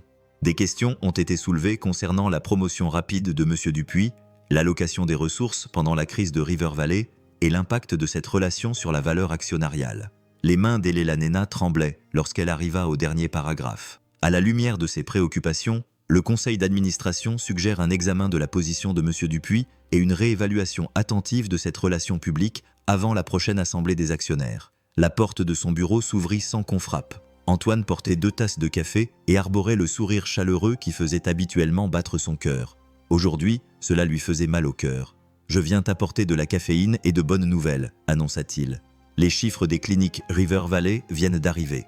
La fréquentation a augmenté de 40% par rapport aux prévisions. Et il s'arrêta, remarquant son expression. « Élise, qu'y a-t-il » Elle essaya de glisser la lettre dans son tiroir, mais il remarqua le mouvement. Des années passées à l'observer l'avaient rendu frustrant tant il était perspicace. « Montre-moi », dit-il doucement. « Ce n'est rien, juste du blabla d'entreprise. » Élise. Elle lui tendit la lettre, observant son regard tandis qu'il lisait, voyant le moment où la compréhension assombrit ses yeux. Lorsqu'il eut terminé, il la posa avec un contrôle précieux. « Ils menacent mon emploi si tu ne mets pas fin à notre relation. »« Ils essaient, corrigea-t-elle, le PDG style, ajoutant sa voix. Mais ils ont oublié qui a bâti cette entreprise, qui détient le contrôle. Qui doit faire face à une fusion cruciale le mois prochain. » La voix d'Antoine était douce. « Celle pour laquelle tu travailles depuis des années. Celle qui pourrait développer la division technologie médicale d'Horizon à l'échelle mondiale. » Élise se leva brusquement et se dirigea vers la fenêtre. La ville s'étendait en contrebas, y compris l'hôpital, où leur technologie sauvait déjà des vies. « Tu as lu les bulletins d'information économique. J'aime savoir ce qui t'intéresse. » Il se plaça derrière elle, tout près, mais sans la toucher. « Les lettres ont raison sur un point, la crise de la River Valley. J'ai pris cette décision émotionnellement et mis les ressources de la fondation en danger. Tu as pris la bonne décision. » Elle se retourna vers lui. « Tu as sauvé des vies, du matériel, la confiance de la communauté. Le conseil d'administration cherche juste des excuses parce qu'il ne supporte pas que je sois heureuse avec quelqu'un qui ne vient pas de son milieu. Ou peut-être est-il inquiet parce qu'il a vu comment je te regarde, comment je laisse tout tomber, comment je risque tout pour te protéger. Comme cette nuit-là, à la rivière. Antoine, je ne serai pas la raison pour laquelle tu perdras tout ce que tu as construit. » Sa voix était ferme, mais trahissait sa douleur. « Ton entreprise aide des millions de personnes. La fusion doublerait cette portée. Je peux prendre du recul, accepter un poste moins élevé et rester professionnel. » Jusqu'à ce que le bruit de sa main frappant son bureau les fasse sursauter tous les deux. « Non, je ne les laisserai pas faire ça. Pas à nous, pas à notre famille. Notre famille, » répéta-t-il doucement. « Léa a appelé Sophie hier pour qu'elle l'aide avec son projet de science. Clara apprend la photographie à Matisse. Ta sœur nous a invités à dîner dimanche. C'était comme si c'était la chose la plus naturelle au monde. Et maintenant, ils veulent qu'on fasse comme si tout ça n'avait aucune importance. C'est plus important que n'importe quelle fusion. » Élise tendit la main vers sa croix en argent, puis la lâcha délibérément. « Mes parents ont construit quelque chose à partir de rien dans ce pays. Ils nous ont appris, à Sophie et moi, que le succès ne signifie rien sans la famille, sans l'amour. Je ne vais pas déshonorer leur mémoire en choisissant les actionnaires plutôt que le bonheur. Élise, pense à tout ce que j'ai pensé, sous tous les angles, toutes les conséquences. » Elle s'approcha et prit son visage entre ses mains. « Tu veux savoir ce que j'ai compris la nuit où tu m'as sauvé ? Tu n'as pas vérifié ma fortune avant. Tu n'as pas calculé le risque par rapport au gain. Tu as vu quelqu'un dans le besoin et tu as agi avec ton cœur. Il est peut-être temps que je fasse de même. Le conseil d'administration peut soit accepter que leur PDG ait trouvé quelque chose de plus précieux que les marges bénéficiaires, ou trouver un nouveau PDG. » Sa voix s'adoucit. « J'ai sauté dans le grand bain avec toi une fois. Je n'ai pas peur de le refaire. » Antoine scruta son visage, y voyant la détermination, la force qui avait bâti un empire et l'amour qui l'a poussé à tout risquer. Lentement, il l'attira dans ses bras. « Tu sais, » murmura-t-il contre ses cheveux, « c'est normalement à ce moment-là que je suis censé être noble et partir. Sacrifier tout pour protéger tes rêves, » dit-elle en riant nerveusement contre sa poitrine. « Essaie, et je demanderai à Léa de te lancer son regard de chiot abandonné. Personne n'y résiste. Tu joues les durs, mademoiselle Moreau. J'apprends avec les meilleurs, monsieur Dupuis. » Elle se recula pour le regarder dans les yeux. « Alors, on le fait ? On affronte le conseil d'administration, les actionnaires, tous ceux qui pensent avoir leur mot à dire dans notre bonheur ?» Antoine repensa à leurs dîners en famille recomposée, aux projets universitaires de Clara, qui comprenait désormais des cours de commerce, à la détermination de Léa à révolutionner la technologie médicale. Tout comme Élise, il pensa à l'accueil de Sophie, à l'acceptation facile par Matisse de tous les ponts qu'ils avaient construits entre leurs mondes. « Ensemble », dit-il avec fermeté. « On va le faire ensemble. » La lettre de menace était restée oubliée sur le bureau. Son pouvoir diminuait à chaque battement de cœur qu'il partageait. Certaines tempêtes, apprenait-il, ne faisaient que vous rendre plus fort. Les notes de conférence de presse d'Élise étaient brèves mais percutantes, écrites de sa main décisive. Elle n'était pas là pour défendre l'amour, mais pour le célébrer. Le succès d'Horizon reposait sur les relations humaines, pas seulement sur les marges bénéficiaires. La clinique River Valley en était un parfait exemple. Le leadership d'Antoine avait sauvé des vies et économisé des ressources. Les chiffres le prouvaient. Le conseil d'administration doit prendre une décision. Voulons-nous être connus pour notre humanité ou pour notre peur de celle-ci ? La plus grande salle de conférence de la Fondation était bondée de journalistes, de membres du conseil d'administration et de membres du personnel. Antoine se tenait à l'arrière, Clara et Léa à ses côtés, Sophie et Matisse à proximité. Élise avait insisté pour qu'ils soient tous présents. Il ne s'agit pas seulement d'affaires, il s'agit de la famille. « Prêt ?» demanda Antoine à voix basse en tenant la porte de l'antichambre où Elela Nena attendait. Antoine serra les mains de sa fille, puis se glissa à l'intérieur. Elela Nena se tenait près de la fenêtre, vêtue de la même robe bleue que lors de leur premier dîner, sa croix en argent scintillant à la lumière. Elle se retourna à son entrée et son masque professionnel s'adoucit. « Le conseil d'administration essaie de me convaincre de reconsidérer ma décision, dit-elle. Ils t'ont proposé de garder ton poste si on garde une distance professionnelle appropriée, et je leur ai dit que la distance appropriée était tombée par la fenêtre la nuit où tu as sauté dans une rivière pour sauver un inconnu. » Elle sourit en touchant sa poitrine où son cœur battait fort et régulièrement. « Mais je n'ai pas mentionné que j'étais tombée amoureuse de lui depuis ce moment-là. » Un coup à la porte indiqua que c'était l'heure. Élise se redressa, reprenant son rôle de PDG. Mais ses yeux restèrent chaleureux lorsqu'elle le regarda. « Tu es sûr de vouloir faire ça ?» demanda-t-il doucement. « Il est encore temps de renoncer, Antoine Dupuis, si tu le suggères, pour mon propre bien. Plus de temps, je demande à Léa de t'apprendre à nouveau le mahjong. » Il rit, la tension se dissipant. « C'est cruel. » Puis ils sortirent ensemble, sous les flashs des appareils photos et les chuchotements de la foule. Les membres du conseil d'administration étaient assis au premier rang, leurs expressions allant de l'inquiétude à l'hostilité ouverte. Mais Élise ne faiblit pas en s'approchant du podium. Antoine à ses côtés, imperturbable. « Merci à tous d'être venus, » commença-t-elle, la voix claire et assurée. « J'ai convoqué cette conférence de presse pour répondre aux récentes spéculations concernant ma relation personnelle avec Antoine Dupuis et l'avenir d'Horizon Technologies. » Elle fit une pause, ne regardant pas ses notes, mais Antoine, puisant sa force dans sa présence. « Il y a 6 mois, un accident de voiture a changé ma vie. Pas parce que j'ai failli mourir, mais parce que j'ai rencontré quelqu'un qui m'a montré ce qu'est la vraie valeur. Quelqu'un qui se jette dans des rivières pour sauver des inconnus, qui voit les problèmes et les résout avec un cœur pur, qui me rappelle chaque jour pourquoi j'ai créé cette entreprise. » Les appareils photos cliquèrent rapidement tandis qu'elle continuait, sa voix empreinte d'une émotion plus profonde. « Mes parents sont arrivés dans ce pays avec rien d'autre que de l'espoir et de la détermination. Ils ont construit leur vie à partir de rien, ont appris à leur fille que le succès ne vaut rien sans compassion. Quand j'ai créé Horizon, ce n'était pas juste pour faire des bénéfices, c'était pour faire une différence. » Elle s'est tournée vers le conseil d'administration. La crise de la River Valley Clinic a montré quel genre de leader est Antoine Dupuis. Là où d'autres voyaient des responsabilités, il voyait des vies qui méritaient d'être sauvées. Quand les feuilles de calcul disaient « réduisez nos pertes », il a trouvé un moyen de tout sauver. Des vies, du matériel, la confiance de la communauté. Ce ne sont pas juste des histoires qui font plaisir. Ce sont des décisions commerciales solides qui ont amélioré notre position dans tous les domaines. La main d'Élise a trouvé celle d'Antoine qui la serrait fermement. Mais plus important encore, Antoine m'a rappelé ce que mes parents ont toujours su, que les plus grands risques apportent les plus grandes récompenses, que l'amour n'est pas un fardeau, c'est la base la plus solide sur laquelle on puisse construire. Elle redressa les épaules, sa voix prenant un ton d'acier.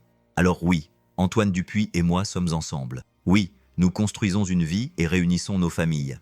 Et non, nous ne nous en excuserons pas et ne le cacherons pas. Le conseil d'administration a un choix à faire. Se tenir à nos côtés alors que nous continuons à développer cette entreprise avec cœur et sagesse, ou se trouver un nouveau PDG prêt à prétendre que les marges bénéficiaires sont plus importantes que les gens. La salle a éclaté en questions, mais Élise n'avait pas fini. Elle s'est tournée vers Antoine, son personnage public disparu alors qu'elle lui souriait. « À toi », a-t-elle murmuré. Antoine s'avança, pas très à l'aise sous les projecteurs, mais sûr de ses convictions. Je ne vais pas prétendre comprendre toutes les politiques d'entreprise qui sont en jeu ici, mais je comprends ceci. Parfois, le plus grand acte de courage n'est pas de se jeter dans des eaux dangereuses, c'est de rester sur ses positions quand les autres veulent que vous reculiez. Au fond de la salle, un cri soudain retentit. Léa, incapable de se contenir. Clara essaya de la faire taire, mais le moment était gâché. La tension, des rires parcoururent la foule et même certains membres du conseil sourirent. Les notes d'Élise étaient oubliées sur le podium tandis qu'elle et Antoine faisaient face aux caméras, leurs mains jointes, en disant plus que n'importe quelle déclaration préparée.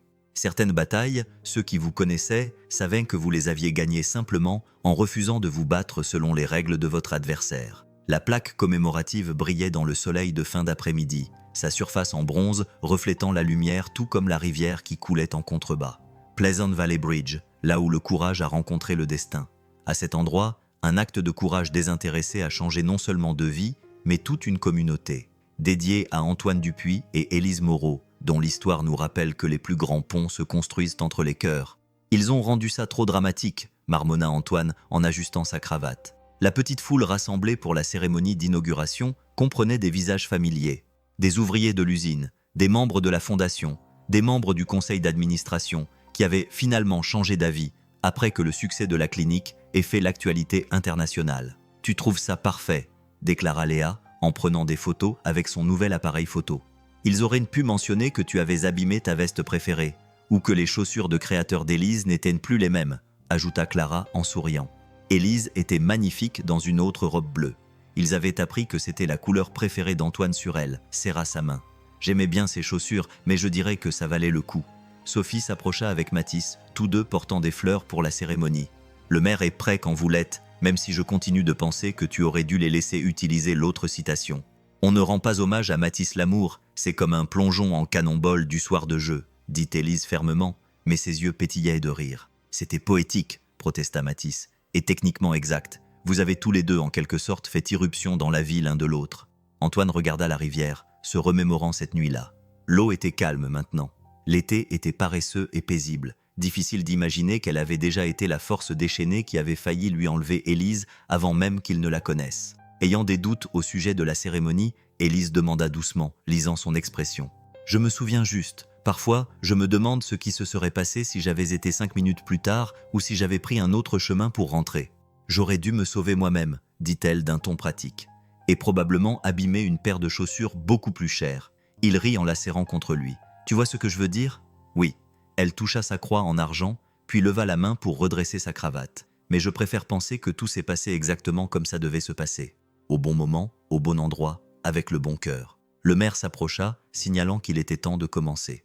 La petite foule se rassembla autour de la plaque qui avait été fixée sur un socle en pierre près de l'entrée du pont. Antoine remarqua Luc, de l'usine. Il se tenait aux côtés des membres du conseil d'administration d'Élise, tous étonnamment à l'aise ensemble. « Amis, famille, invités d'honneur », commença le maire. « Nous sommes ici aujourd'hui pour commémorer non seulement un acte d'héroïsme, mais aussi les répercussions de ce courage. » Alors que le discours se poursuivait, Antoine sentit Clara glisser sa main dans la sienne, de l'autre côté d'Élise. Sophie serrait Mathis contre elle. Ils n'étaient plus seulement deux familles distinctes. Ils formaient quelque chose de nouveau, de plus fort pour avoir été forgé dans la crise et mis à l'épreuve par les défis. Le maire dévoila officiellement la plaque. Les flashs crépitèrent et des applaudissements polis parcoururent la foule.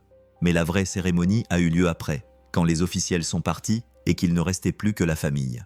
Léa a commencé, jetant une fleur dans la rivière pour la veste abîmée de papa, qui s'était noblement sacrifié pour l'amour véritable. Clara a suivi pour maman, qui avait sans aucun doute joué un rôle dans le fait que papa ait pris cette route ce soir-là. Mathis pour les soirées-jeux, les catastrophes culinaires et pour avoir appris que la famille peut s'agrandir de la meilleure façon qui soit.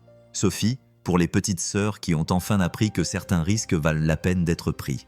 Chacun a ajouté ses propres souvenirs, ses propres repères de ce voyage. Finalement, seuls Antoine et Élise sont restés ensemble à la balustrade. Elle a demandé, en tendant une seule rose. Ils l'ont jetée dans le courant, la regardant flotter sous le pont où tout avait commencé. Élise s'est appuyée contre la poitrine d'Antoine, ses bras l'enlaçant naturellement. « Tu sais, » a-t-elle dit pensivement, « la Fondation développe son programme de sécurité aquatique, enseigne les techniques de sauvetage, installe des équipements d'urgence le long de rivières comme celle-ci, dans l'espoir d'inspirer d'autres histoires d'amour dramatiques, dans l'espoir de rappeler aux gens que parfois, les moments les plus effrayants peuvent te mener aux plus beaux changements. Elle se tourna dans ses bras pour lui faire face. Le conseil d'administration l'a approuvé à l'unanimité, ainsi que ta promotion au rang d'associé à part entière de la fondation. Antoine cligna des yeux. Quand est-ce que ce matin s'est-il transformé en une journée où sauver des vies, construire des cliniques et aimer quelqu'un assez fort pour affronter la politique d'entreprise constituent des arguments convaincants en faveur du leadership? Leur famille s'était éloignée à une distance respectable, faisant semblant de ne pas regarder alors qu'ils regardaient manifestement. Le fils défunt peignait la rivière en doré, capturant la croix argentée d'Élise et le simple bracelet qu'Antoine avait commencé à porter dans sa poche, attendant le bon moment. En parlant de poste de direction, dit-il avec précaution, j'ai réfléchi à une autre opportunité de partenariat. Les yeux d'Élise s'écarquillèrent lorsqu'il plongea la main dans sa poche. Derrière eux, le cri de joie de Léa rompit toute prétention d'intimité, mais aucun d'eux ne s'en soucia. Certains moments méritaient d'être vus, surtout quand ces témoins étaient des membres de la famille. L'invitation au mariage était encadrée dans la pièce centrale, sa simplicité élégante capturant tout ce qui avait fait leur parcours. 2 mondes, 2 cœurs, un pont entre eux. Élise Moreau et Antoine Dupuis vous invitent à célébrer le courage de l'amour alors qu'ils unissent leur vie et leur famille. 1 an après l'inauguration du pont, leur maison bourdonnait d'une agitation familière. Léa et Mathis étaient penchés sur des circuits imprimés dans le kit Moreau, travaillant sur leur projet pour le Salon des Sciences, un nouveau système d'alerte d'urgence pour les zones inondables. Clara était assise à son bureau d'artiste près de la fenêtre, ajoutant les dernières touches à son cadeau de mariage, une série de moments dessinés à la main tirés de leur histoire, du sauvetage dans la rivière aux soirées jeux en famille. Papa appela Léa. Élise enfreint encore la règle, pas de travail pendant la semaine du mariage. Antoine trouva sa fiancée dans leur bureau commun entouré de documents relatifs à la fondation. Elle avait la décence de prendre un air légèrement coupable lorsqu'il apparut dans l'embrasure de la porte. « Pour ma défense, dit-elle, c'est le rapport annuel de la clinique River Valley. J'ai pensé que tu voudrais voir les chiffres.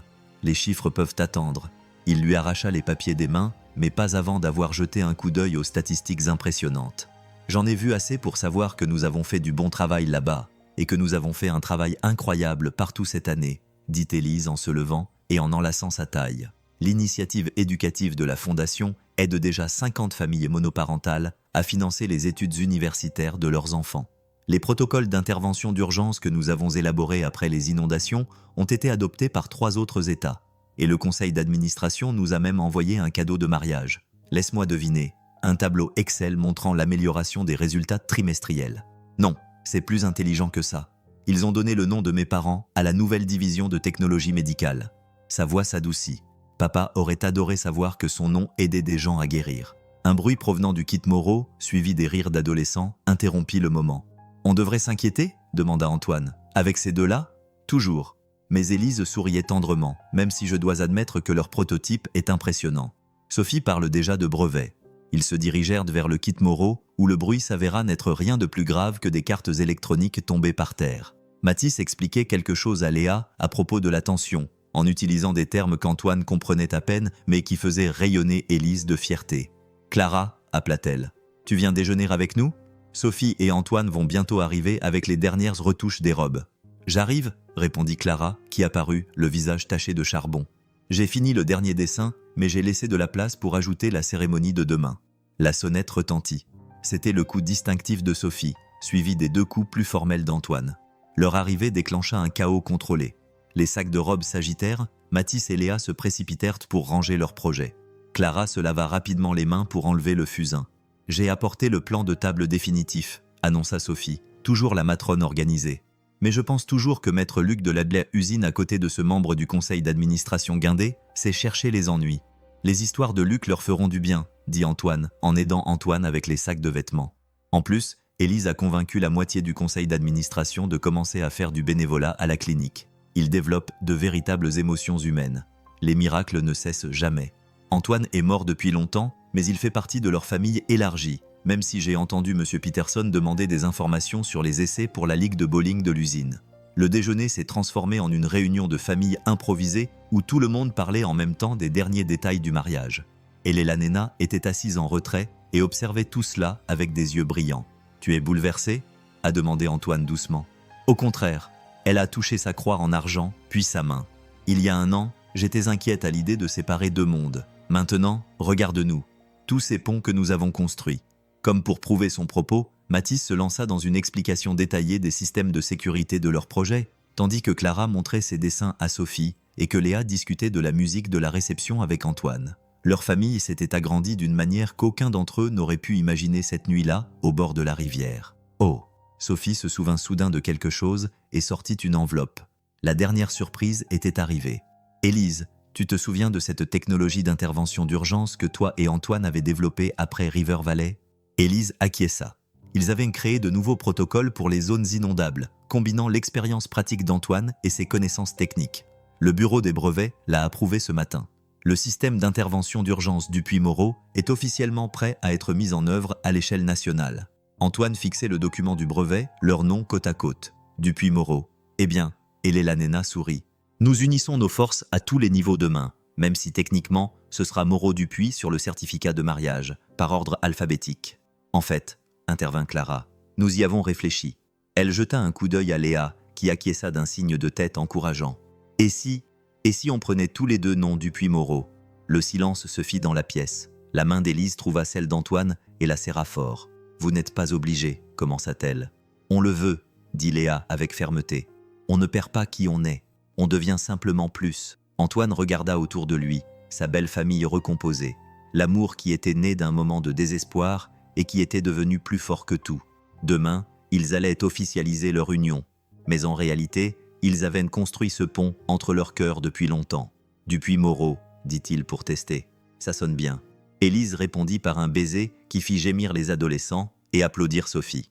À l'extérieur de Pleasant Valley, le pont était solide et sûr. Sa plaque commémorative reflétait le soleil comme une promesse tenue. Certaines rivières que tu as traversées ont changé ta vie pour toujours. Certains ponts, une fois construits, sont devenus le fondement de tout ce qui compte. Si cette histoire t'a rappelé le pouvoir du courage, de l'amour et des opportunités, n'oublie pas de partager tes impressions dans les commentaires. Abonne-toi à la chaîne Spirituelles Histoires et rejoins-nous pour la prochaine histoire incroyable.